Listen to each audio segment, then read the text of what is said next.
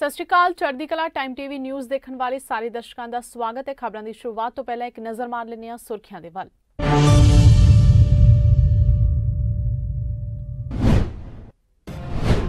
Blind institute च पहुंचे मुख्यमंत्री चन्नी ने नेत्रहीन बच्चों नूं वरताया खाना। मुख्यमंत्री ने नेत्रहीन बच्चों नाल कीती गलबात।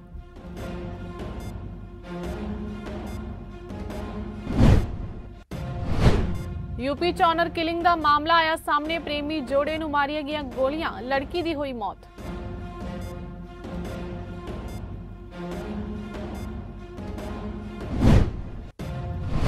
चंडीगढ़ च ब्लैकआउट कारण मची तड़थली। बिजली मगरों पानी तो भी औखे हुए लोकां नूं होर कोई घंटे बिजली पानी तो रहना पवेगा वांझे।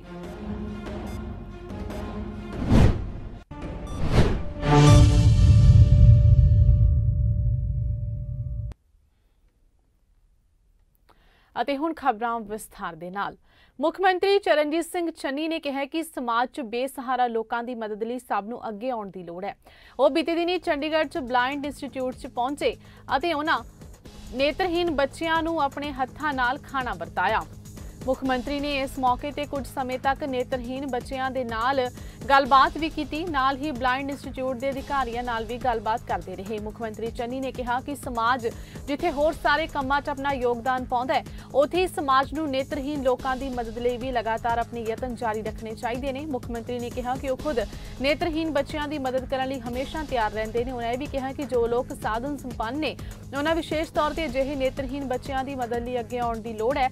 ਉਹਨਾਂ ਕਿਹਾ ਕਿ समाज च बहुत सारिया समानतावां ने। चन्नी ने कहा कि जे असीं मिल के अजिहे बेसहारा लोगों की मदद करांगे तां साडा देश ते समाज तरक्की वल वधेगा ते अजिहे लोगों दी मुश्किलां दा हल भी होवेगा। मुख्यमंत्री ने कहा कि उन्हां नूं नेत्रहीन बच्चों नाल गलबात करके संतुष्टि मिली है।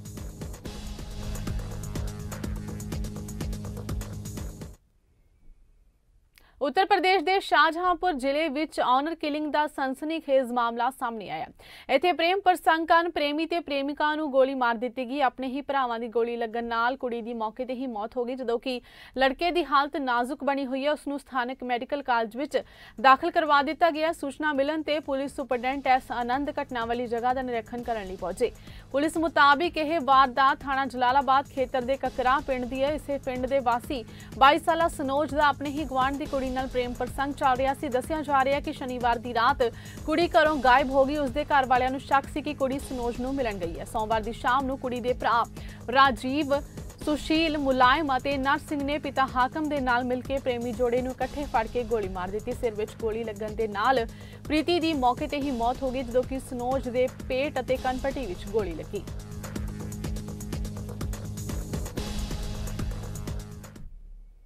निजीकरण खिलाफ बिजली मुलाजमां दे 3 दिना हड़ताल दे पहले दिन चंडीगढ़ दे सारे हिस्सियां विच बिजली सप्लाई पूरी तरह ठप रही। मुलाजमां वल्लों पहलां तो ही हड़ताल का ऐलान कर दिता गया सी, जिस दी जानकारी प्रशासनिक अधिकारियों नूं भी सी, पर कोई ठोस कदम नहीं चुके गए, जिसका खामियाजा मंगलवार नूं शहर वासियों ने भुगतिया। सोमवार रात 12 बजे तो ही हड़ताल की शुरुआत हो गई, फिर एक तो बाद दूजे सैक्टर की बिजली सप्लाई भी ठप होंदी रही। वेखदियां ही वेखदियां कुछ VIP सैक्टरां नूं छड्ड के बाकी दा पूरा शहर बिजली वर्गी जरूरी सहूलत तो वांझा हो गया। लोगों ने सवाल भी चुके कि अधिकारियों के सैक्टरां विच सप्लाई रुकी क्यों नहीं हुई।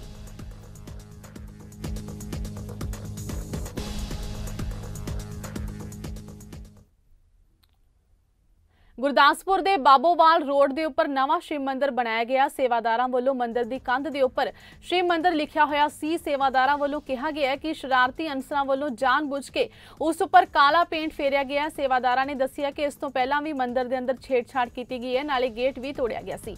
इस घटना नूं देखते हुए गुरदासपुर थाने विच रिपोर्ट दर्ज करवाई गई है। नाल ही उन्होंने प्रशासन कोलों मंग की कि जल्दी तो जल्दी शरारती अनसरां नूं फड़िया जाए तो उन्हां दे परचा दर्ज किया जाए।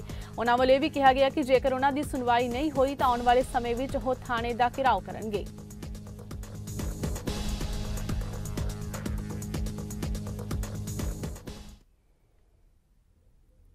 उत्तर प्रदेश विधानसभा चोणां दे चौथे पड़ाव लई 9 जिलियां दीआं 59 सीटां ते वोटिंग शुरू हो गई। उत्तर प्रदेश की साबका मुख्यमंत्री मायावती ने चौथे पड़ाव की वोटिंग च हिस्सा लैंदे हुए अपनी वोट राजधानी लखनऊ के मॉन्टेसरी स्कूल च पाई। इस दौरान मायावती ने कहा कि साडी पार्टी 2007 के इतिहास नूं फिर तो दोहराए कि उन्होंने प्रदेश के वोटरां नूं लोकतंत्र के इतिहास अपने घरां तो निकल के वोट जरूर पाउण की अपील की। उन्होंने मीडिया नाल गल करदिआं कहा कि बाबा साहब अंबेडकर दीआं अथक कोशिशां नाल सानूं वोट पाउण का अधिकार मिलिਆ, इसलिए वोट जरूर पाओ।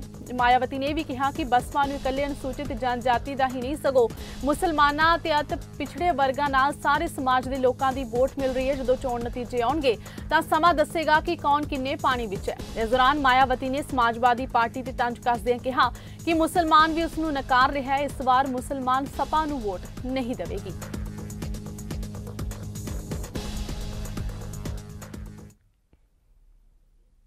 ड्रग्स केस च जमानत ते चल रहे श्रोमणी अकाली दल के आगू बिक्रम सिंह मजीठिया मोहाली की अदालत में सरेंडर कर सकते हैं, क्योंकि सुप्रीम कोर्ट वालों मजीठिया नूं मिली राहत अज खत्म हो रही है। सरेंडर करन मगरों मजीठिया पक्की जमानत लई पटीशन दायर कर सकते हैं। दसणयोग है कि मजीठिया खिलाफ मोहाली की ब्रांच में अंतरराष्ट्रीय ड्रग तस्करां नाल गंढ तुप का दोष है। इस मामले च जमानत ना मिलन ते सुप्रीम कोर्ट ने चोण लड़न लई उन्हां दी गिरफ्तारी ते रोक ला दी सी तां जो विधान सभा चोणां लड़ सकन।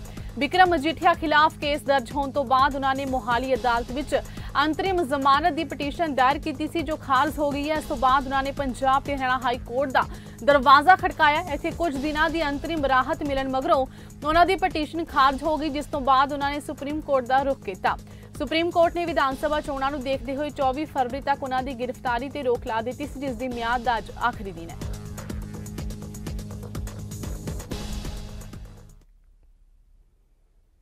हिजाब विवाद नूं लैके करनाटक हाई कोर्ट में पटीशन दायर करने वाली लड़कियां विचों एक हाजरा शिफा ने दोष लाया कि कथित संघ परिवार के गुंडियां ने उडुपी च सोमवार की रात उन्हां दे भरा ते हमला किया ते जायदाद नूं नुकसान पहुंचाया। शिफा ने लड़ीवार ट्वीट करके हमलावरों विरुद्ध मामला दर्ज करन ते कार्रवाई करन दी मंग की। उन्होंने लिखिया, भीड़ ने मेरे भरा ते बेरहमी नाल हमला किया सिर्फ इसलिए क्योंकि मैं अपने हिजाब लिए लड़ रही हाँ, जो कि मेरा हक है। साडी जायदाद नूं भी नष्ट किया, क्योंकि अपने अधिकार नहीं मंग सकती। उन्हां दा अगला निशाना कौन होवेगा? मैं संघ परिवार के गुंडियां विरुद्ध कार्रवाई की मंग करती हाँ।